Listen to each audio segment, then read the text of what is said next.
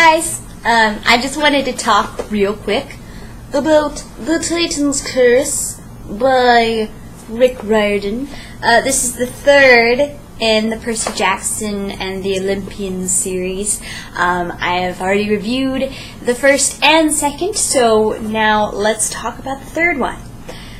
As I was talking to other fans of this series, because I have a lot of friends who love this series, this is the one that we have the most trouble remembering, and there's a reason for that, and I just want to dive into it. But first, let's talk about the story. What is Percy doing? So, the story starts off with Percy and Annabeth, for some reason, going to this school. It's like a military school, and apparently Grover found some demigods there, and so they have to save the demigods. And then Annabeth, spoiler alert, though this happens within the first couple of chapters, Annabeth gets taken away by the bad guys, kind of accidentally, I think. It's kind of confusing. And so Percy has to go after her, but also then Artemis, I guess that's how you say her name, the goddess of the hunting goddess who won't have any sex, decides that she gets taken. She doesn't decide to get taken. She is taken, and held somehow against her will, and so she has these kids of her own. They're not her kids. They are maidens who are kind of her bodyguard sort of things. And they are important because one of their main people, Zoe, ends up going with, it's Thalia. It's really confusing because Thalia is Zeus's daughter, who was formerly a tree, but last book, she's no longer a tree, she's a human. And then we have Percy, her, Grover, Zoe, who's the huntress girl, and then Bianca, who is also a huntress girl, but she was also the demigod that just got saved by Percy from the military school.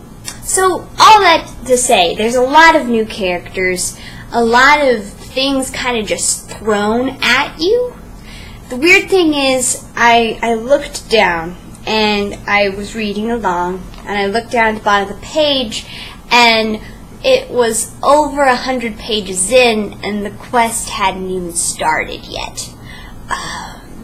It's a lot of backstory and setup for a quest that is mediocre at best. Like I said, somehow Percy and Annabeth know to go to the military school, and then somehow, Zoe and the huntresses are there to save them, and then somehow they know that they need to go over that way towards San Francisco because some reason. Because magic sensory stuff. It's really not easy to follow. It's really confusing, and there's not much logical sense to it. And then there's like other random things that come up, and Percy just happens to run into this MacGuffin that is really important later in the story. There's just a lot of Deus Ex Machina in this book. And I mean, the Percy Jackson series isn't greatly logical or anything, but it just is enough to get on my nerves. We also need to talk about the new characters. Of course, we don't have Annabeth very much. However, I will say that Percy's kind of care for her and how much he loves her is kind of something that is progressing in this book. So we do get a little bit of character development. Not very much, though. Grover basically sort of remains the same until, like, the end of the book, like the very last sentence, things happen. And as for the new characters, Thalia is interesting. However, again, towards the end of the book, she changes, and you don't really understand why, because there's no setup for it. She just all of a sudden becomes a little rebellious, and you're like, okay. And then you have the two demigods that they save, who end up becoming really important to later series and books, Nico and Bianca.